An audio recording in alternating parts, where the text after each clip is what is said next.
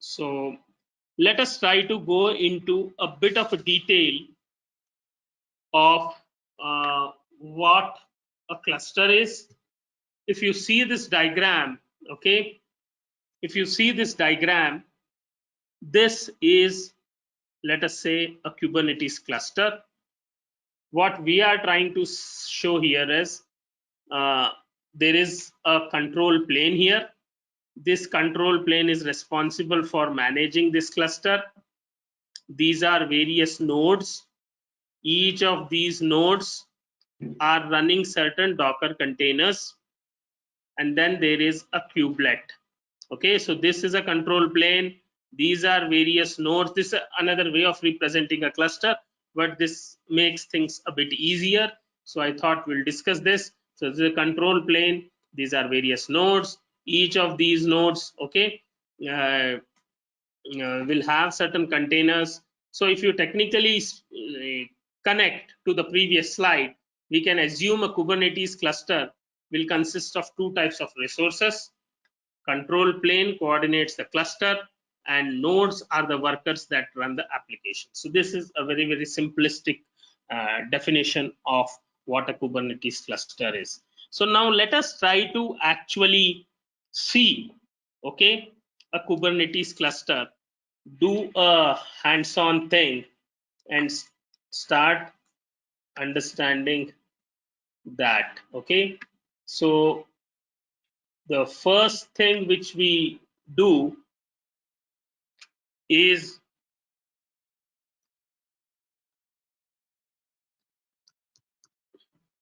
so I am using something which is called as Minikube here. A Minikube basically is a stripped down version of Kubernetes, and it is a single node cluster, right, for learning Kubernetes. So I am using that to make you people familiar with the concept of Kubernetes, and tomorrow we will see the actual dashboard with certain specific things, right, and then do DeepOps on it, and then do certain things like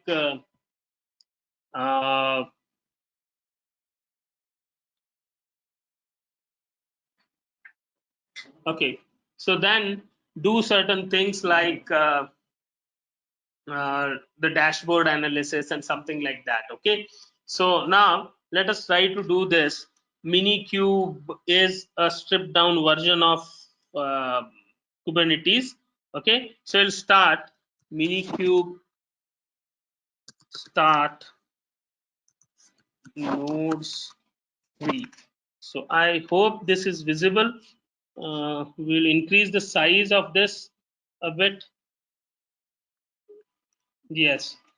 So when I say Minikube start nodes 3, before that let me just go and check whether do I have any Dockers running. Okay, so these are certain Dockers which are running, okay, which are related to some other issues, but for the time being assume that whatever we are thinking of in terms of Minikube node, right, those are not running. We will see that. So I just wanted to show you that when we start our cluster,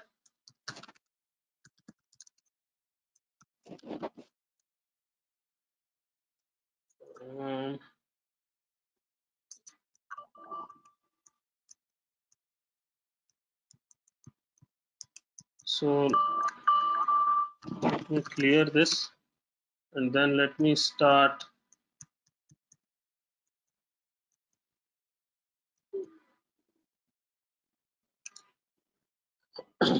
Minikube start nodes 3. So what are we going to do here? Just try to understand this when this image is getting created. We are creating, right, Docker containers now, right? And what is that going to do? We are creating 3 nodes. Okay, each of these nodes are supposed to run, okay, some particular workload as a Docker. So we are creating 3 nodes. Out of these 3 nodes, we will have one node as a master node and another 2 nodes as worker nodes. So if you see here, we have created a Minikube now. The name is Minikube. The cluster is having one control plane node or a master node. We are creating a Docker container which has got 2 CPUs with some memory. And then we are trying to start a worker node which is named as Minikube -m2, which basically is the second node technically, or the first worker node. Okay. And if you see here, oh, sorry.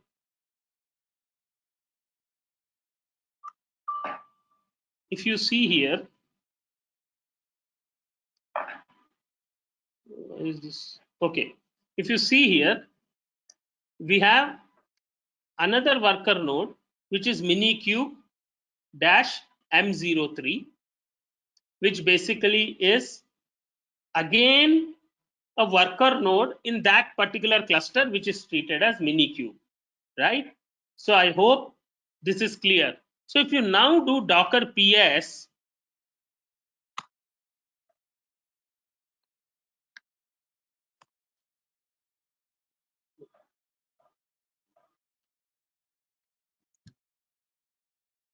if you see Docker PS, there are 3 things which are important for us to understand and see. We are now running 3 nodes, right? One is Minikube, one is Minikube M2, and another one is Minikube M3, right? So we have started Minikube with 3 nodes, and then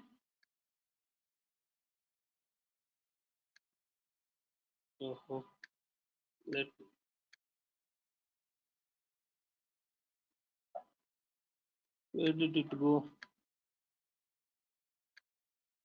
Okay, so Minikube M2, Minikube M3. So I hope this is clear, right? So we have created now. Now next thing is, why is this display giving me issues? The next thing is, we will try to check, okay, the nodes. So if you see the diagram here, we have got the node process, which is running as a Docker. It has got various pods running with certain specific IP addresses. So nodes are the workers that are going to run the applications, and we know the components on node will include kubelet, the runtime, and the kube proxy, right? So this is a brief thing which we know. So now let us try to actually use this command, which is kube control get nodes. So if you see kube control get nodes, what we get is we are getting what does our Minikube cluster has, right? It has got a master which has a control plane which is having a name Minikube. Now this particular Minikube M2 and Minikube M3 are 2 worker nodes, right? 2 worker nodes. So they are ready for us to use. Okay. Now, once you get this, let us try to understand and deploy certain workload on it. Okay, so what we have tried to do is we have tried to create two virtual machines which are treated as these worker nodes, because this is a single node cluster which we are trying to have. We have a master node, we have got two uh, virtual machines which act as nodes. So these two nodes technically can be your node 1, node 2, which are physical servers also. But for us to understand the concept, we are trying to have two worker nodes and one master node. And now we will use this command kube control create deployment demo with images of Nginx web server, and we'll replicate it into 6 deployment pods. Okay, so let us try to see that. What we do is we'll do not going to type, no, yes, so we're going to create, okay, a deployment demo. Okay, and then we are going to actually use this Nginx image, okay, for just trying to what to say, trying to create, okay, 6 such replicas. Okay, so let us try to do it. We have created. Okay, now once we have created, let us try to again see whether those pods, okay, are visible or not to us, and we'll use this command which is here, which is kube control get pods reviewed. So let us try to do this command and understand what is that we have created for demo. Okay, so we have that command, so I don't want to type it again. So the command is kube control get pods -o wide. Okay, so you see this, what has happened actually. What effectively has happened is we have created 6 pods which are of similar type, okay, because we have created replicas of them. And what's going to happen is it has now got allocated, okay, to this cluster of ours. Here Minikube is one master node. It has got 2 pods running. Minikube M2, yes, has got 2 pods. Okay, and then Minikube M3, which is another node, has got 2 pods. So we created 6 pods. Those automatically got scheduled, okay, on these 3 nodes automatically. Now we will try to do an experiment, and in the meantime we can also see, if you do docker ps, there is no information about these pods, okay, uh, running on as containers from the docker perspective, correct? So I just wanted to show you this. But now what we are going to do is we are going to actually do this demo of crashing a pod, okay, crashing a pod and then doing some load balancing. What does that mean? That means that we can simulate a crash on one of the nodes by stopping one of the worker nodes, okay, as written here in the slide, And since the Docker containers have its node name as the container name, it's very easy for us to understand. So let us try to do this and stop the Dockers which are running on Minikube M03. Okay, so let me just do that.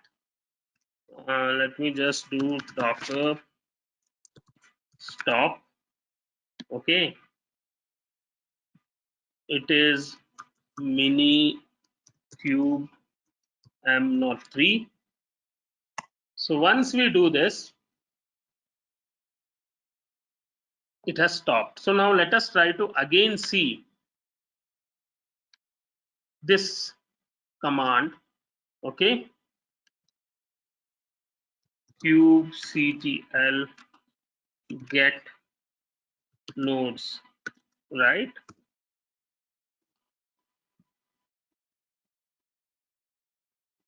So now see, the idea is that we have stopped the Minikube 3 Docker. Okay, when I say Docker Minikube 3 has stopped, my node has to stop actually. So it will take few minutes for getting that result, because there has to have some synchronization, orchestration, and the message passing to happen. So let us try to see this. And now you have got the status as not ready. So now what we have tried to simulate is one of our nodes has failed. So Minikube 3 node has failed. Now we are only left with 2 nodes. Now what technically should happen? Since Kubernetes has to do load balancing, it has to ensure, okay, it has to ensure that the pods which were running on this node Minikube M3 should actually be relocated to or balanced to these 2 nodes, which is Minikube and Minikube M2. Okay, so let us try to do that also. And what we are going to do is we are going to now see this information again. Please understand, we have not scheduled or we have not transferred the pods running on Minikube M03 to M02 and Minikube. So let us try to see where are those pods running. So still, if you see, Minikube M3 is running this pod and Minikube M3 is running this pod, and each of these nodes are running 2 pods each, right? Since I told you it will take a few minutes for us to get back that information, let us wait for a few minutes. In the meantime, let us try to see, okay, the description of each pod. Okay, so why is this?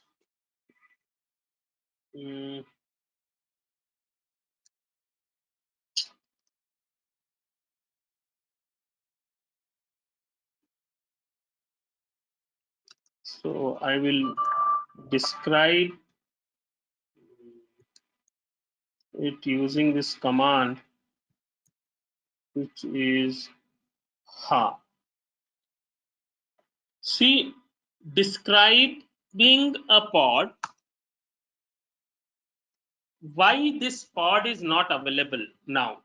Let us try to understand it.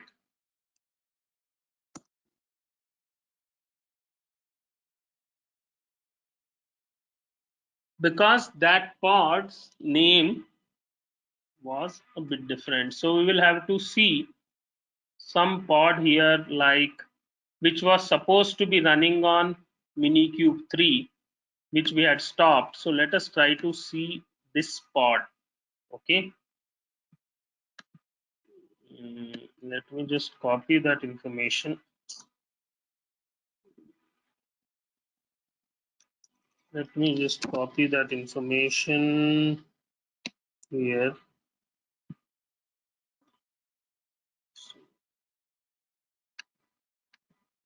Yes. So if you see this information about the pod, okay, it has done scheduling, pulling, created, everything happened, right? Started the container, created the container. But at one point in time, it shows node is not ready. This is the time when we stopped the node. Okay. So this has got a lot of information. We will discuss maybe in the days to come. We will gradually understand, right? What is this particular container ID? What is that image which you have put in? Okay. What is the state of that particular pod actually? Okay. Like it was running, somewhere running, right? Yeah, state was running, at what time it started, right? So how many times it has been restarted, actually, all of this. So this is how you describe each pod. So let me just again go to and see whether we have actually been able to, yes, check here now.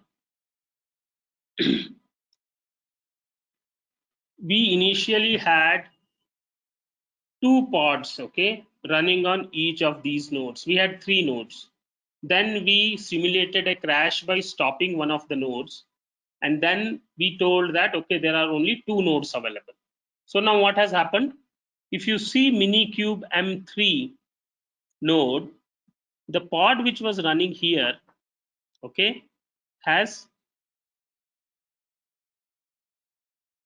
terminated. This pod also has terminated. And if you see, this has been shifted, okay, to one particular pod to this particular Minikube node and another one to Minikube M02 node. So if you see this way, there are again 6 pods running, but those 6 pods are actually split or distributed among only two nodes, which is the master node and one worker node, because another worker node actually is crashed or it's not available. Now in this situation, since the master node is also running a worker node, a pod, it's not necessary that the pod could be scheduled on the master node. Generally, it does not happen. People don't try to do that, or when the Kubernetes cluster is set up, it is not done, it's not advisable. But here we are just showing there is an option of no schedule. So if you don't schedule it, it goes to some other node instead of the master, right? So this is what actually we had thought of talking today. And in the next session, we will link this particular concept of scheduling, orchestration, okay, to something which is very, very specific to AI workloads, which is DeepOps. We will see how we can see the dashboards, okay, and try to see the Kubernetes dashboard, try to see how the visualization happens of the CPU, the memory, various pods, okay, all of this in the next session. So I suppose today is this thing we are done.